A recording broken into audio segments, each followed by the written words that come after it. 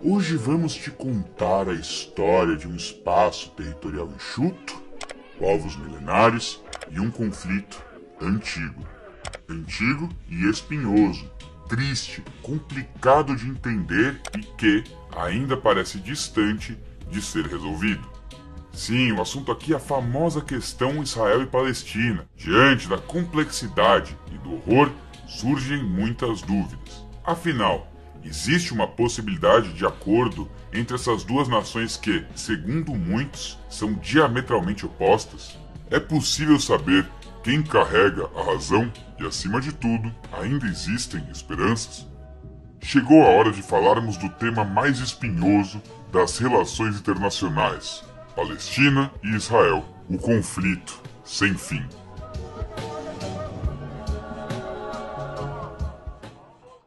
Bom, para entendermos essa questão, vamos tentar formar alguns pilares de entendimento: o histórico, o das relações internas e o geopolítico, começando, é claro, pelo histórico. Nossa jornada se inicia longe, precisamente na época em que Cristo viveu. Ali, onde fica o Estado moderno de Israel, havia um reino submisso ao poderoso Império Romano, no qual os judeus eram maioria. Eles habitavam uma cidade já milenar chamada Jerusalém, e esse era o reino de Israel. E foi Israel até o ano de 70 da nossa era, quando os judeus se rebelaram e entraram em guerra com o Império da Cidade Eterna, Roma. Israel fora derrotado e os judeus expulsos da região. Com essa derrota, iniciou-se um longo período de milênios no qual os judeus foram basicamente uma grande etnia sem um território para chamar de seu. Exatamente 60 anos depois, no ano de 130, o Império Romano, sob o comando do imperador Adriano, entrou em conflito novamente com os judeus, agora comandados por Simão Bar Coquebas, e ávidos por restabelecer seu território. Nesta guerra, comandada na batalha pelo general Sexto Júlio Severo, Roma foi vitoriosa novamente, apesar de um sucesso inicial dos opositores na cidade de Jerusalém. Adriano acabou por se cansar dos revoltosos e fez uma série de mudanças naquela província, que outrora fora o reino de Davi. A principal delas foi uma provocação ao povo derrotado. A região foi rebatizada em homenagem aos filisteus, um antigo povo que não se bicava muito com os judeus. O novo nome: Palestina. A partir desse momento, essa região virou uma espécie de mistura étnica, com vários povos convivendo por ali. Desde palestinos cristãos até mais para frente na história, palestinos muçulmanos. E isso, claro, após o advento da religião de Maomé, um pouquinho mais para frente do século VII. Momento em que contou com a existência de alguns breves califados e foi um importante palco das cruzadas. Mas eu estou me adiantando aqui, vamos voltar para Roma. Eventualmente, o Império Romano rachou em dois, o Oriental e o Ocidental. O Ocidental foi para o espaço e a Palestina seguiu sendo uma região dominada e bancada pelos bizantinos, que era o Império Romano do Oriente. Depois, o Império Bizantino sucumbiu ao Império Turco-Otomano, isso em 1453. E aí, a região da Palestina já estava experimentando um crescimento acentuado da influência muçulmana na região. Entre a queda de Roma e a queda do Império Bizantino, que acontece a tal Idade Média. Nesse meio tempo, entre a Idade Média e a Idade Moderna, os judeus foram um povo nômade, apátridas espalhados pelo mundo e sofrendo com um problema seríssimo de perseguição religiosa. Já os palestinos estavam divididos em grupos tribais, que habitavam o deserto e exerciam presença na região de Jerusalém sob o domínio otomano. De forma muito resumida, esses povos alternaram de território entre a Idade Antiga e a Idade Média sob o controle de impérios, para então, no início da Idade Moderna, a região ficar sob outro império, o Turco-Otomano. Sacou? Bom, esse é o contexto histórico geral, certo? Só que antes de puxar para os dias atuais, vale a pena pararmos para uma reflexão. Vocês já devem ter reparado que, quando se fala em uma notícia sobre a cidade de Jerusalém e o porquê de ela ser um objeto de litígio, a discussão não é simplesmente política ou econômica. Ela é extremamente ligada a questões religiosas. Mas por quê?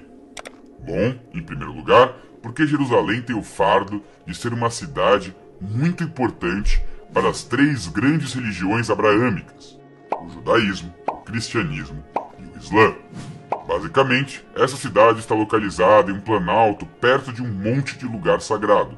Para os judeus, ali está localizado o Muro das Lamentações e o Santo dos Santos, uma espécie de resquício do bíblico Templo de Salomão, bem importante. Para os cristãos, nem se fala. Ela é uma super cidade sagrada. Ali está a igreja do Santo Sepulcro, onde Jesus Cristo pereceu, uma igreja repartida e compartilhada por várias instituições milenares cristãs, como a Igreja Católica Romana, Católica Ortodoxa, Apostólica Armênia, Ortodoxa Copta, Ortodoxa da Síria e a Ortodoxa Etíope, instituições com dogmas e processos diferentes que são harmoniosas na questão de se importarem muito com o Santo Sepulcro. Já para o islamismo, Jerusalém é indiscutivelmente uma cidade muito importante e também sagrada, quase tanto quanto Meca e Medina. Nela está situada a Mesquita Al-Aqsa. Para se ter noção, no mundo antigo islâmico, no lado oriental de Jerusalém, os muçulmanos costumavam rezar em direção a Jerusalém todos os dias. E tudo isso sem levar em consideração que existem locais que são sagrados para as três religiões, que têm diversas ligações, como o Monte do Templo e o Monte das Oliveiras. Cristo, para os muçulmanos, é um profeta adorado. Para os cristãos, é o Messias. Ele era judeu e viveu por ali. Percebe embaixo? Trata-se de uma região em que a história, com suas curvas, acabou costurando três gigantescas religiões em um grande nó. Mas beleza, vamos dar um salto no tempo. No século XIX, surge um movimento forte, organizado e que possui enorme poder até os dias de hoje. Movimento sionista. A galera hebraica começou a entender a necessidade de voltar para a sua terra sagrada. Inclusive, foi ali que surgiu uma expressão controversa e que é motivo de briga até os dias de hoje: uma terra sem povo para um povo sem terra. O plano seria uma espécie de restauração judaica na Palestina. Obviamente que, para as pessoas assentadas na região que estava sob o domínio otomano, isso pegou bem mal, pois é um discurso que sempre soou como uma espécie de limpeza étnica dos já milenares palestinos. Bom, o século XIX foi embora e logo de cara um enorme evento prometia mudar todo o xadrez político internacional, inclusive no Império Otomano. Esse evento foi a Primeira Guerra Mundial. Lá pelos idos anos de 1917, os ingleses, através do seu chanceler Arthur James Balfour, assinaram um acordo com a alta cúpula da comunidade judaica na Inglaterra. Esse acordo foi chamado de Declaração Balfour. Nele, os ingleses se comprometiam a ajudar a causa sionista e viabilizar o Estado judeu na Palestina, com suporte de outras nações como Estados Unidos e França, caso o Império Otomano estivesse no lado derrotado. Só que, ao mesmo tempo, os ingleses estavam ajudando os rebeldes tribais árabes na luta contra os opressores otomanos. Ou seja, os ingleses estavam meio que jogando para os dois lados. Aliás, um filme ótimo para entender esse contexto é o clássico épico Lawrence da Arábia. I deem him one of the greatest beings alive in our time. We shall never see his like again. His name will live in history. It will live in the annals of war. It will live in the legends of Arabia. Who is he? Victor. Tavas! Como previsto no acordo, o Império Otomano perdeu. Portanto, o Estado judaico estava a caminho da Palestina, certo? Errado. Os ingleses decidiram que seria muito mais legal se eles continuassem como soberanos na região. Em outras palavras, senhores coloniais. Era a vez de outro império. Entretanto, pela primeira vez em muito tempo, começa de fato um fluxo imigratório judeu rumo às terras sagradas. Pessoas que se juntariam com os poucos judeus palestinos ali presentes até aquele tempo. Mas, obviamente, a escalada de tensão se tornou presente, porque, afinal, as pessoas que estavam ali já estavam enraizadas, e sabemos bem como as pessoas costumam lidar com imigração rumo a seus países. É importante lembrar que quase 2 milênios de história haviam rolado desde a Guerra com Adriano. Nessa altura, os muçulmanos já eram maioria, apesar da estrutura precária da região naquela época, que pouco lembrava um país organizado. Um ano depois da Primeira Guerra Mundial, ocorre o primeiro Congresso Palestino, um evento que se posiciona contra todo o conteúdo da Declaração Balfour. Ali o posicionamento era bem claro, frontalmente contra a imigração de judeus para a região. Muito bem, eles estavam sob a Inglaterra, certo? Então olha só que interessante. Em pleno período colonial inglês, o pessoal ali começou a se matar. Brigas constantes, desordem e episódios lamentáveis, que era uma espécie de prelúdio ao que estava por vir nas décadas seguintes. Os judeus montaram uma organização paramilitar importantíssima chamada Haganah. Elas eram basicamente forças que protegiam o povo hebreu, lutando tanto contra os revoltosos árabes palestinos, quanto mostrando truculência com relação à coroa britânica, visto que eles tinham o interesse final de dominar aquela região. Você consegue perceber aí que as tensões começaram a ficar maiores, né? Um pouco mais pra frente, em 1929, ocorreu uma espécie de point of no return, que degringola de vez a relação entre palestinos e judeus. Os árabes mataram 67 judeus no dia 24 de agosto daquele ano, impedindo o acesso ao Muro das Lamentações. O motivo do levante, segundo os árabes, foi o fato de que os judeus supostamente estavam planejando um ataque coordenado à mesquita de Al-Aqsa.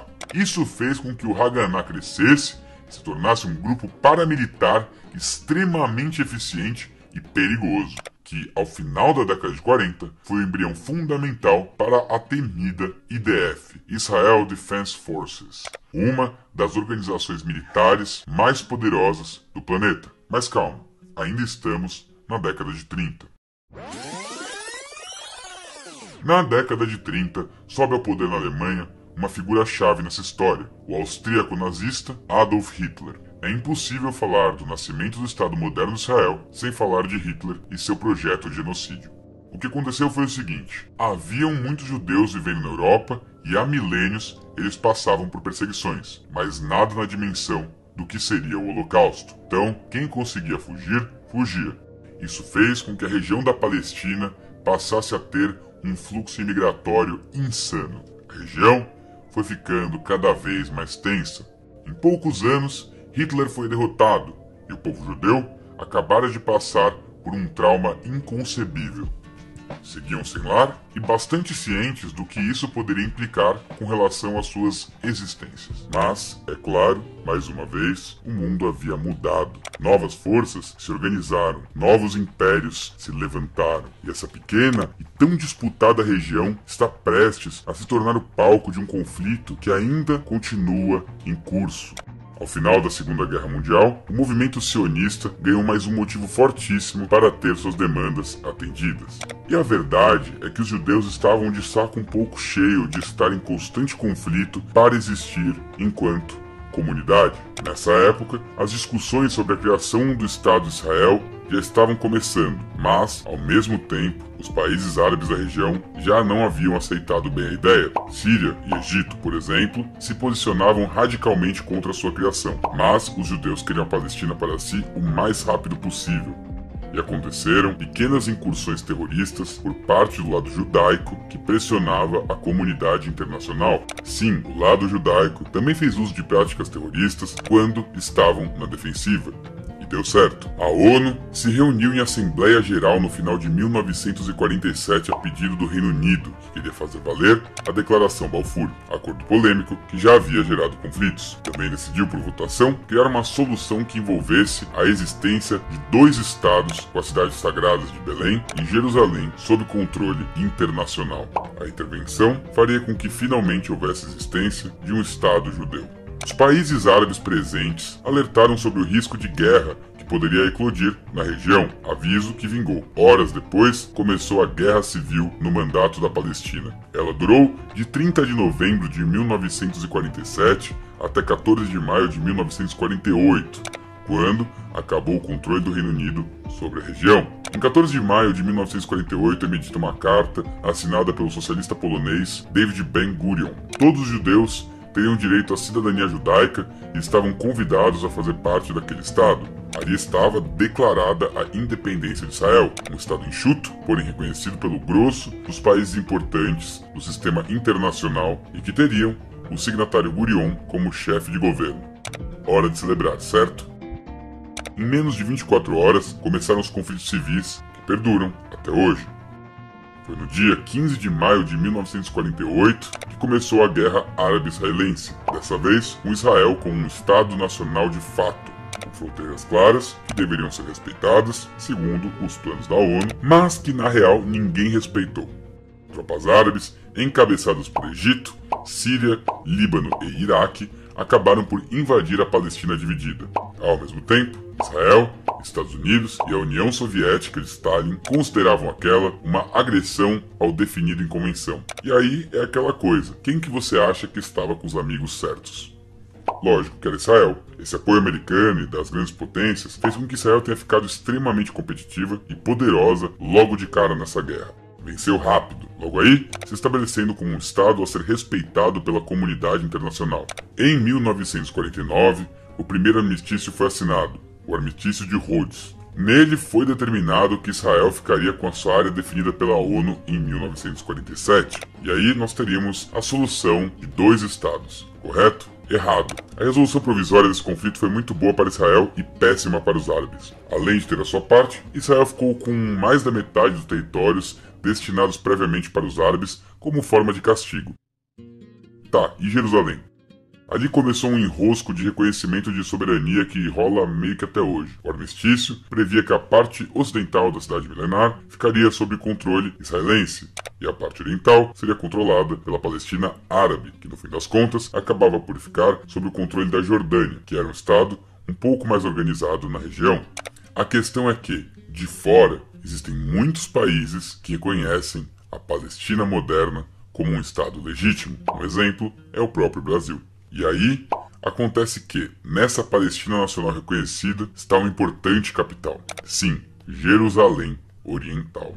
Logo após o fim da Guerra Civil, árabes palestinos foram marginalizados e expulsos de suas moradias, tendo reivindicações de uma Palestina soberana completamente ignoradas e reprimidas pelas forças de segurança israelenses. Outra consequência importante foi a criação de um órgão chamado Instituto para Informações e Operações Especiais de Israel, conhecido mundialmente como Mossad. Uma das missões dessa agência é monitorar movimentos e possíveis ataques de descontentes com o Estado de Israel. Aí chega a década de 50 e com a década de 50 a Guerra Fria. Se Israel e Estados Unidos possuíam uma ótima relação, então a oportunidade para o lado oposto estava em Moscou. Por esse motivo, os militantes palestinos se aproximaram da União Soviética, recém-livrada de Stalin, que havia falecido em 1953. Enfim, a década de 50 foi o início da atuação de um jovem engenheiro palestino nascido no Egito, membro da Irmandade Muçulmana, militante árabe com um método de combate comunista e que é até os dias de hoje o maior símbolo da causa palestina. Seu nome, Yasser Arafat. E por que ele é importante? Bom, foi ele que criou pela primeira vez uma unidade orgânica nacional, um sentimento de Estado soberano e forte da Palestina, que não precisaria da tutela de ninguém e que conversaria em pé de igualdade com nações irmãs muçulmanas da região. Também seria ele que viria a fundar o Fatah, um partido político importantíssimo que, apesar de ter nascido com uma vocação de combate, é nos dias de hoje um partido moderado, com forte diálogo com a comunidade internacional. Arafat, ali no começo, era visto como um terrorista e vivia na clandestinidade, pingando de país em país, sendo caçado. Aliás, em 1964, ele foi além e fundou a Organização para a Libertação da Palestina, uma organização paramilitar que pegaria em armas para enfrentar o domínio de Israel. Em 1956, Israel continuou com seus planos expansionistas. No Egito, estava no poder um coronel chamado Gamal Abdel Nasser, e ele era, basicamente, um chefe de Estado simpático à União Soviética. Uma forma de se posicionar no xadrez político internacional interessante que o coronel encontrou foi a nacionalização do Canal de Suez e o consequente sufocamento econômico de 3 atores internacionais: França, Israel e Reino Unido. A medida fez com que o porto israelense Eilat ficasse estancado e o acesso de Israel ao Mar Vermelho completamente dificultado, ferrando a França e o Reino Unido por tabela. Isso gerou reação. Israel invadiu o local, atropelando as tropas de Nasser. Entretanto, ele era uma figura astuta no campo da diplomacia e se colocou como um fantoche da União Soviética, que acabou por ameaçar uma guerra total na região do Sinai. Daí, os Estados Unidos fizeram um cálculo político e, eventualmente, chegaram à conclusão de que não valia a pena entrar em confronto direto com a União Soviética, e daí pressionaram os invasores a se retirar do Sinai, o que de fato aconteceu. Esse episódio fez com que árabes e israelenses chegassem a um novo patamar em termos de perigo para a segurança internacional, já que foi aí que a União Soviética tomou gosto pela causa árabe. Nasser era influente, em especial na faixa de Gaza. Após a Guerra do Sinai, Nasser, bancado pelo Kremlin, criou a República Árabe Unida.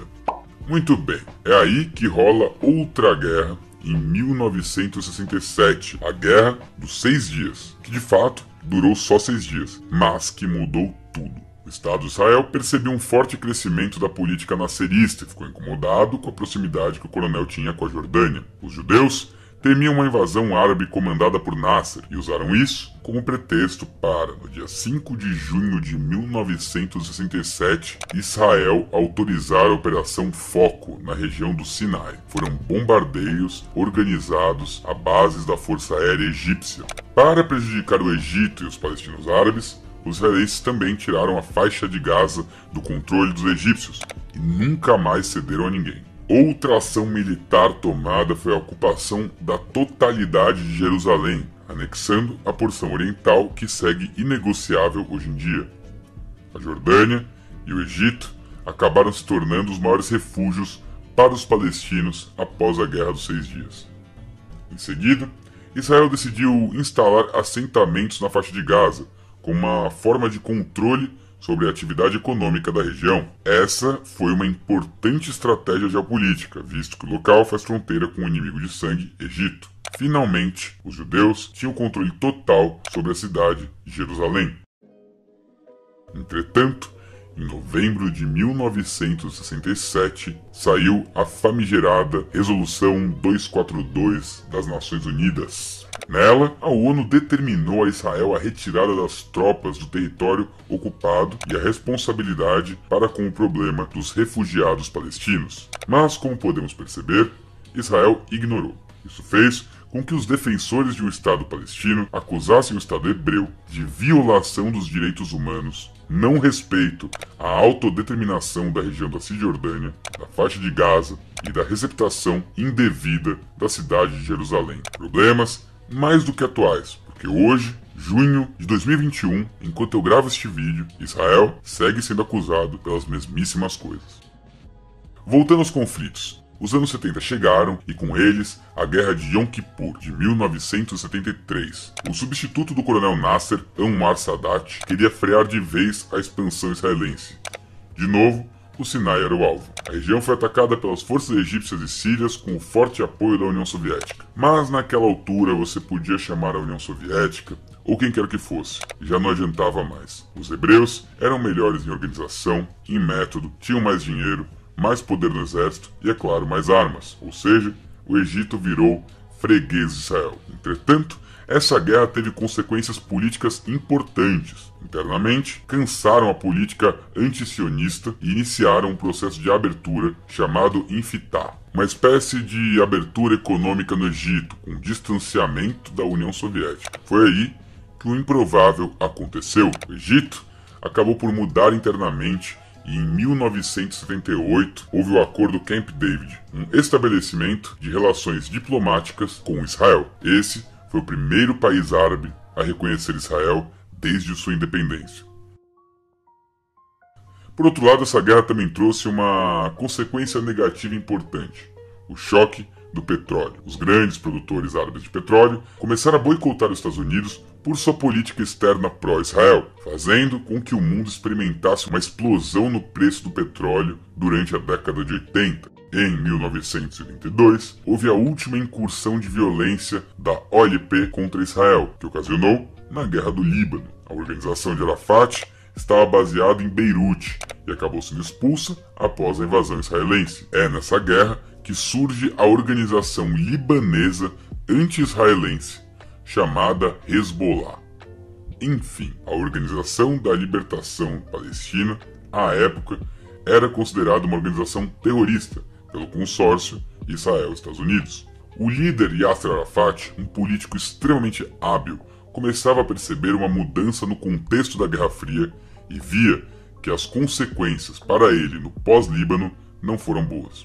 Então, desistiu da luta armada e tomou uma decisão histórica. Em 1988, pela primeira vez, um grupo relevante palestino aceitava uma solução biestatal. Isso seria um sinal de moderação e mudança de cálculo por Arafat. O caminho estava aberto para um dos acordos mais emblemáticos da década de 90, o Acordo de Oslo. Em 1993, o líder do Fatah e da OLP escreveu uma carta para o seu colega israelense, o primeiro-ministro Yitzhak Rabin, que devolveu o gesto, reconhecendo a OLP como representante único e legítimo da autoridade palestina. Bom, até aí parece tudo bem, mas surge uma dúvida, né? Por que o único representante legítimo da autoridade palestina? Bom, em 1988, membros da ramificação palestina da Irmandade Muçulmana fundaram o Movimento de Resistência Islâmica, conhecido como Hamas. Para muitos, uma organização terrorista, para outros, um partido político. Bom, o Hamas seria uma espécie de rival direto do Fatah e da OLP, disposto a uma briga armada contra o Estado de Israel. Ao contrário do Fatah, que era uma organização de liberação laica, pragmática e que queria a existência da Palestina nacional sem grande influência religiosa, o Hamas é um partido, organização paramilitar. Então o tal acordo de Oslo previra a retirada de israelenses da faixa de Gaza e da Cisjordânia, juntamente com seus assentamentos. Seria criado ali o governo interino da Autoridade Palestina e as questões de refugiados seriam contempladas com a facilitação da volta para casa de muitos árabes palestinos. Ou seja, pela primeira vez, árabes palestinos e israelenses conversaram em alto nível governamental. Graças a esse esforço, Rabin e Arafat foram premiados com nada menos do que o Prêmio Nobel da Paz. Ou seja, o Acordo de Oslo deu muito certo no final das contas, né?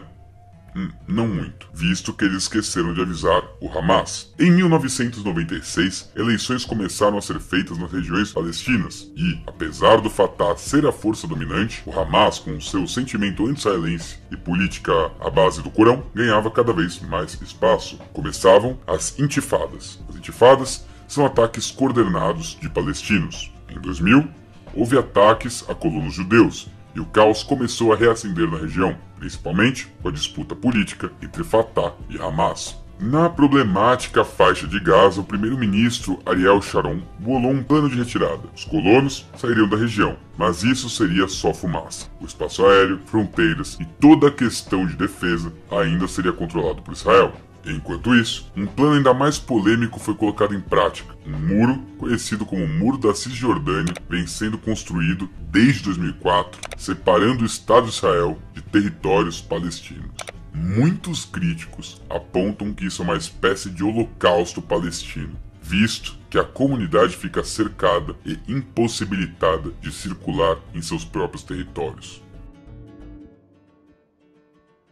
A saída da faixa de Gaza de fato ocorreu, assim como a de algumas colônias na região da Cisjordânia no ano de 2005. Mas o fato é que, sem um Estado soberano definido, as coisas se complicaram muito. Houve eleições nos territórios palestinos em 2006 e o radical Hamas saiu vitorioso, conquistando o direito de formar governo na autoridade palestina. O partido do falecido Yasser Arafat estava com sua credibilidade em xeque, visto que não conseguiu resolver as pendências que já se arrastavam desde Oslo. Depois daí, as coisas pioraram muito. Em 2007, houve Batalha de Gaza, com distúrbios sociais entre partidários do Fatah e do Hamas. O Hamas então toma a faixa de Gaza, continua lá, inclusive até hoje. É aí que um antigo primeiro-ministro israelense volta ao poder. Seu nome, Benjamin Netanyahu. E graças à sua política agressiva, cada vez mais troca de mísseis entre Gaza e Israel fica intensificada. E conforme a história foi seguindo, o fundamentalismo islâmico voltou a ficar poderoso, isso por causa dos eventos da Primavera Árabe. Desse ponto em diante, as tensões entre Israel e Palestina voltaram a degringolar. Agora, já houve atritos entre Hamas e Israel. Uma impressionante troca de foguetes, com Israel acertando muito mais o alvo do que os palestinos. Olha, gente, esse não parece ser um conflito que esteja em vias de resolução, mas existe algo que vale a pena ser pontuado. Israel e Palestina são duas forças desproporcionais. Os palestinos sufocam com a fome e a pobreza, causada principalmente por ações de Israel. Já os israelenses têm que conviver com uma célula criminosa bem à sua porta. O Hamas tem fortes violações de direitos humanos no que compete aos cidadãos da faixa de Gaza. Hoje, os palestinos se tornaram muito próximos do que foram os judeus por tanto tempo, um povo sem terra e em risco constante. Claro que no fundo, ambos têm reivindicações legítimas, assim como ambos cometeram crimes e atos imperdoáveis. O muro e a retomada recente das novas colônias na região da Cisjordânia é algo injustificável. Israel, há muito tempo, deixou de ser um estado na defensiva e agora está na ofensiva. Por outro lado, a questão do fundamentalismo islâmico na região tornou-se um complicador imenso. E desde que começou esse conflito, milênios se passaram. Muita gente morreu, mas muita gente ainda está em risco. E não há resposta fácil para essa questão. Apenas esperanças de que os ânimos se moderem, os abusos diminuam e que esses povos possam aprender a conviver nesse tão pequeno e disputado trecho de terras sagradas.